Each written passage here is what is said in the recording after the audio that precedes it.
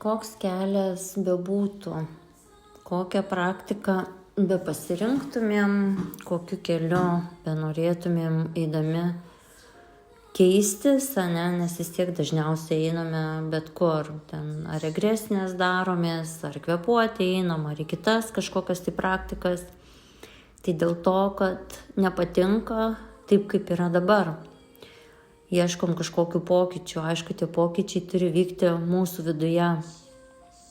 Ir tikėtis, kad vyksta žemėje pokyčiai energetiniai, fiziniai, sistemos lūžimai įvairūs, ir kad dėl to pasėkoje aš pasikeisiu, tai taip nebus, gali pasikeisti mūsų aplinka, gali pasikeisti ten gal pajamos, gal žmonės esantys šalia mūsų ar dar kažkas, bet pokytis mumyse įvyksta tik tada, kai mes patys kažkokį tai tą pokytį darom ir keičiamės.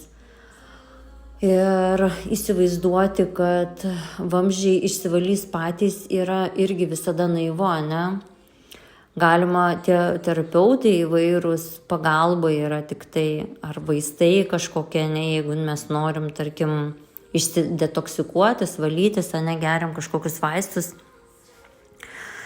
tai jie tik tai yra pagalbinė priemonė, taip sakant, išsituštinti vis tiek turime patys. Tai visus savo blogus įpročius, neigiamus, negatyvius, gal net neblogus, netinkamus, atgyvenusius, toksiškus žmonės, situacijas, įvykius visus, mes patys turime paleisti ir pakeisti, o nelaukti, kad viskas pasikeis savaime.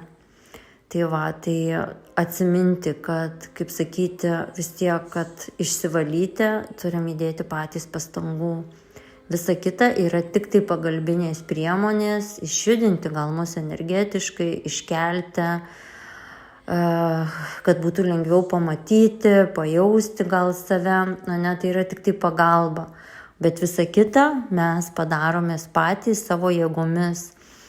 Ir irgi naivu tikėtis, kad mes nuvažiuosim į kažkokias ypatingas gal vietas, ar galios vietas, ar į kažkokius galios susibūrimus nueisim, ar dar kažkur pasėdėsim šalia galingų gurų.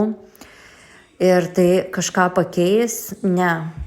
Tai yra jų energija, tai yra jų galia, tai yra jų jėga. Ir reikia patikėti ir laikas patikėti, kad mes kiekvienas turime gali atrasti savo viduje, ne kažkokio ypatingoje vietoje, ne šalia kažkokio kito žmogaus, o jos ieškoti savo viduje.